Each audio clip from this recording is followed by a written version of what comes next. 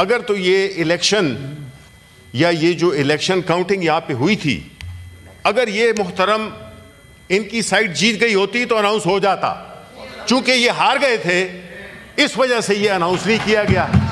Simple बात है sir, simple. उस दिन के जो नताइज थे वो बड़े क्लियर थे, उसका वीडियो फुटेज भी है और उसका रिकॉर्ड भी है। ये जब हार गए तो तब इनको ये याद आया कि जी इसको हम एक कॉन्स्टिट्यूशनल प्रोविजन 74 की आड़ में कर सकते हैं। भाई it has gone through the whole system, the secretariat. Either ये पूरा कंडेम करें फिर वो लोग जो इसमें इन्वॉल्व थे, जो कि एब इनिशो फिर अगर गलत था तो उसको वो करें। अच्छा सर, ये बात तो हमारी एक है, और आज पार्लियामान का आखिरी दिन है, इस साल का पार्लियामानी साल का आखिरी दिन है। तो मैं अपने जो फाजिल दोस्त हैं जिन्होंने कि प्रेजेंट किया था बिल, उसका ये डिमांड हमारा रिकॉर्ड पे है कि this has to be brought to finality, this particular issue. ठीक है जी, count has to be announced. ठीक है सर। अब सर मैं आपसे दरख्वास्त करता हूं कि दिन की, जी सर, आप सर इस बारे में कुछ कहेंगे या मैं बात करूं? जी thank you sir, you have been always very kind. अब सर आज एक दिन बड़ा अहम दिन है, अहम इस लिहाज से कि आज हमारे सेनेट के पार्लियामानी सेशन का पार्लियामानी साल ख़त्म हो रहा है। इस दौरान में हमने अपना एक रिपोर्ट कार्ड देखना है कि इस एक साल में क्या हुआ क्या नहीं हुआ, क्या अच्छा हुआ क्या बुरा हुआ। अच्छा तो नज़र नहीं आता, लेकिन हमें कई ऐसी चीज़ें हैं जो कि इसका किसी पॉलिटिकल पार्टी से ताल्लुक़ रखने से इसका कोई ताल्लुक़ नहीं है। अगर मैं ये बात उठा रहा हूं तो मैं एज अ सेनेटर उठा रहा हूं, पाकिस्तान तहरीक इंसाफ की नुमाइंदगी कर रहा हूं, लेकिन बुनियादी तौर पर मैं अपोजिशन की नुमाइंदगी कर रहा हूं। अब इसमें सर कुछ अहम सवालात हैं जो कि मैं strictly, and I am glad that the law minister and other ministers are here present. This is very important because what we are talking about is the sanctity or the legality of this particular house and what it has been doing and what it has done. So I will strictly restrict myself to the constitutional provisions which relate to particular issues pertaining to this particular house. That is the Senate of Pakistan, which we call Federation, House of the Federation. ठीक है sir? और I will not take long, sir, maximum 10 minutes.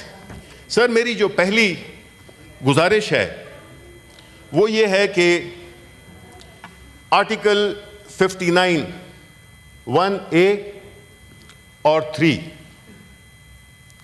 वो कहता है कि the senate shell consist of 96 members of whom 11 shall be elected by the members of each provincial assembly. वहां पे 14 लिखा हुआ है ए में, लेकिन अब चूंकि वो कम हो गई है तादाद फाटा वाली। ठीक है सर।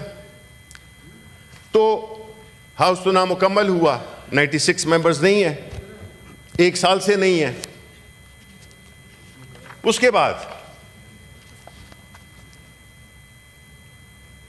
द सेनेट, ये जो 3 है उसका 59 का 3, आर्टिकल 59 का sub clause 3, the Senate shall not be subject to dissolution, but the term of its members who shall retire as follows shall be 6 years. अब उसके बाद आते हैं हम आर्टिकल 60 सब क्लॉज 1 पे। After the Senate has been duly constituted, the word is duly constituted. Sir, I would appreciate if you listen to at least this part of the speech, what I respect, whatever is. It was, I had already appointments. ठीक है sir, ठीक है।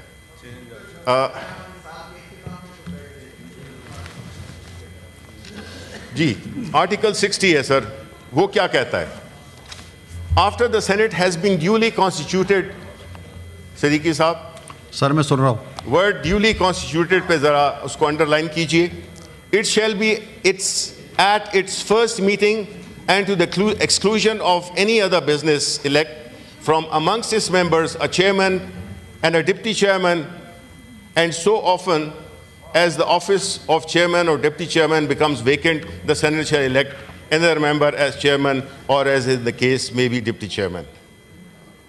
The term of clause 2, the term of the office of the chairman or deputy chairman shall be 3 years from the day on which he enters. अब sir पहली बात हुई 59 के house 96 members पे मुश्तमिल है, और दूसरी कि ये इलेक्शन करेंगे डिप्टी चेयरमैन और चेयरमैन, पहला बिजनेस होगा। अब उसके बाद उसमें जो लिखा हुआ है, सर मेरी रिक्वेस्ट है कि ये सारी हम का कॉमन है, ये कॉमन हमारा वो है, इसमें कोई पॉलिटिकल हमारी वो नहीं है। उसका सर ये है कि जब हाउस ड्यूली कॉन्स्टिट्यूट नहीं हुआ तो आपने चेयरमैन और डिप्टी चेयरमैन कैसे इलेक्ट कर लिया। दूसरी बात, the term of the office of the chairman और deputy chairman shall be 3 years from the day on which he enters upon his office. अब सर ये बड़ा इंटरेस्टिंग है, वो इसलिए इंटरेस्टिंग है कि गिलानी साहब ने चेयरमैन का जो हल्फ लिया था वो 8 अप्रैल को लिया था। टर्म है कि 3 साल के लिए होगा। अब जो 3 साल के लिए सेनेट का चेयरमैन और डिप्टी चेयरमैन है वो 8 अप्रैल तक होगा, लेकिन प्रॉब्लम ये आता है कि जो सेनेट का चेयरमैन है और डिप्टी चेयरमैन है, उनकी खास तौर पे चेयरमैन, उनकी टर्म तो 10 मार्च को खत्म हो रही है। तो ये जो बैलेंस पीरियड है 20 दिनों का, ये कैसे सॉल्व होगा, नंबर 1।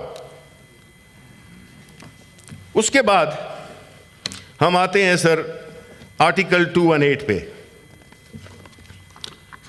218 बड़ा मुख्तसर, it shall be clause 3, it shall be the duty of election commission to organize and conduct the election and to make such arrangements as are necessary to ensure that the election is conducted honestly, justly, fairly and in accordance with law, and that corrupt practices are guarded against.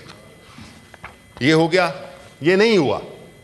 Election commission of Pakistan ने अपनी आईनी duty जो कि उसकी फर्ज बनती थी उसने वो अदा नहीं की, और साथ ही साथ में बावजूद इसके कि सुप्रीम कोर्ट ने कहा उनकी जजमेंट में कि the supreme court has declared that the election commission of Pakistan has failed to perform its constitutional duty to actualize the will of the people and conducted itself in a manner that is not in line with its constitutional duty. Election नहीं हुए खैबर पख्तूनख्वा में, क्यों नहीं हुए, कोई जवाब नहीं है। हाउस ड्यूली कॉन्स्टिट्यूट हुआ, नहीं हुआ। चेयरमैन की टर्म 3 साल होगी, नहीं होगी। जो सेनेट के जो मेंबरान हैं उनकी टर्म 6 साल होगी, नहीं होगी। कैसे होगी जब ये 1 साल तो गुजर गया है कि वो आई नहीं है। तो अगर वो आज भी आते हैं तो उनकी टर्म 5 साल की होगी। ये इस 1 साल का हिसाब कौन देगा? लॉ मिनिस्टर साहब इस पर भी रोशनी डालें। उसके बाद article 224(3), an election to fill the seats in the Senate which are to become vacant on the expiration of the term of the members of the Senate shall be held not earlier than 30 days immediately preceding the day on which the vacancies are due to occur. Subclause 5 of 224, when a seat in the Senate has become vacant, an election to fill the seat shall be held within 30 days from the occurrence of vacancy. Sania Nishtar case is a classic example that how she, belonging to a particular province, that is Khyber Pakhtunkhwa, her resignation was not accepted or delayed, although she had fulfilled all the requirements that qualify as a resignation. 6 महीने 18 सितंबर को उन्होंने इस्तीफा दिया और कल जाके उनका इस्तीफा मंजूर हुआ। चले, देर आयत लेकिन दुरुस्त ना आयत। इसको आप जब कानून की वायलेशन करते हैं, जब आप आइन की वायलेशन करते हैं, तो दुरुस्त होता ही नहीं है, ये मुहावरा खत्म हो जाता है वहां पे, दुरुस्त न दुरुस्त। अब जब हम एक ऐसे माहौल में जिसमें कि कॉन्स्टिट्यूशन की कितनी प्रोविजंस हैं जो कि वायलेट हुई हैं, उनका मैंने तस्करा आपको कर दिया है। मैंने गिलानी साहब के इलेक्शन का बता दिया है कि उसका क्या होगा कि जब उनकी टर्म पूरी हो जाएगी उनकी, उससे पहले सेनेटर्स का क्या होगा जो 6 साल के लिए मुंतखब होते हैं, उनमें से खैबर पख्तूनख्वा। अब ये सर जो भी कुछ हुआ है उससे तो ये जाहिर होता है कि चूंकि हाउस ड्यूली कॉन्स्टिट्यूट भी नहीं हुआ और जो कवानीन बनाए गए हैं यहाँ पे, यहाँ तक कि आईनी तारामीम की गई हैं, उनकी क्या हैसियत है। अगर आप कानून के नुक्ते से देखें तो हमें इनलाइटन करें लॉ मिनिस्टर साहब कि कैसे जब हाउस की जो पूरी स्कीम है, कॉन्स्टिट्यूशन की जो पूरी स्कीम है, वो डिस्टर्ब हुई है, बड़ी बुरी तरह से वायलेट हुई है, उसको आप कैसे ठीक करेंगे। नंबर 1 तो ये जितने कवानीन आपने पास किए हैं उनकी क्या लीगल स्टैंडिंग है, क्योंकि जिस तरह कहा गया कि ये हाउस ऑफ फेडरेशन है और लॉ मिनिस्टर साहब ने इस किताब को लहराया कि हम इसके मुताबिक चलेंगे, तो मैं भी इसी किताब से, ये पीटीआई ने नहीं लिखी, ये इमरान खान ने नहीं लिखी, ये हमारे दोस्त जो थे बड़े थे अकाबिरीन, उन्होंने लिखी ये, ठीक है। अब जब ये सूरत हाल हो तो मुझे तो एज बहैसियत है, मेरी टर्म क्या है, आज है कल नहीं है, कुछ अरसे बाद रिटायर हो जाएंगे, लेकिन मैं अपनी आने वाली नस्लों का सोच रहा हूं, मैं अपने बेटे अली फराज का सोच रहा हूं कि वो कल ये ना कहे कि बाबा आपके, उसको कोई ताना न दे कि आपके बाबा भी उस हाउस में शामिल थे जिन्होंने ये सारी आईनी खिलाफ वर्जियां की। और क्या पता लगता है कि जितनी भी चीजें हो रही हैं मुझ पे, आप पे, औरों पे, इलेक्शन कमिश्नर ऑफ पाकिस्तान पे आर्टिकल 6 लग जाए, क्या वईद है। भुट्टो साहब का केस भी तो 50 साल बाद खोला गया था ना, तारीख को दुरुस्त करने के लिए। तो क्या हमने कोई सबक नहीं सीखा इससे कि हम एक ऐसी चीज करें जिसमें कि सिर्फ ये ना हो कि जो चीज हमें सूट करती है उसमें हम इस किताब को लहराएं और जो चीज हमें सूट नहीं करती है उसके लिए हम तकारीर दें और मुख्तलिफ किस्म की तावीलें दें। इस तरह नहीं होता सर। कानून का हर नुक्ता हम सब पे, तो इस किताब का सारा नुक्ता, सारे clauses apply, they are sacrosanct, they have to be applied not selectively but completely without any exception। अब आज जो ये सब कुछ क्यों हो रहा है, ये सिर्फ एक शख्स के लिए हो रहा है जिसका नाम इमरान खान है, ये सिर्फ एक पार्टी के लिए हो रही है जो कि पार्टी है पाकिस्तान तहरीक इंसाफ, वरना ये सारी चीजें ना होती। आज के दिन तक सर खैबर पख्तूनख्वा जो कि दहशतगर्दी से नवरदाज़मा है पिछले 40-50 साल से, उसके लोगों को आपने डिसएनफ्रेंचाइज किया हुआ है। फिर आप इसको कहते हैं कि this is house of federation. This is not house of federation, this is house of selected federation. What message are you sending to the people of Khyber Pakhtunkhwa? I belong to Khyber Pakhtunkhwa. I am a proud Pakhtun. All my other promises जितने भी हैं, they are all respect worthy. कल सिंध के साथ ये होगा, कल फिर बलूचिस्तान के साथ ये होगा। तो ये क्या है, ये फेडरेशन इस मुल्क को इकट्ठा करने की, आया ये चीज़ें हैं जिसमें कि हम सिलेक्टिवली आइन की को पामाल कर रहे हैं, उसको इस्तेमाल कर रहे हैं, जब ज़रूरत पड़े उसी का नाम उठा लिया। तो सर ये चीज़ें ऐसी हैं कि हम नहीं चाहते कि जिस तरह अगर नेशनल असेंबली हो या प्रोविंशियल असेंबली में किसी एक हल्का, जो उसमें यही होता है कि इतने टाइम के दौरान आपने अपनी री इलेक्शन करना है, क्योंकि हम नहीं चाहते कि वो वाला हल्का इंतखाब की नुमाइंदगी ना हो पार्लियामान में। तो भाई इधर तो पूरा सूबा, इधर तो पूरे सूबे की नुमाइंदगी नहीं है।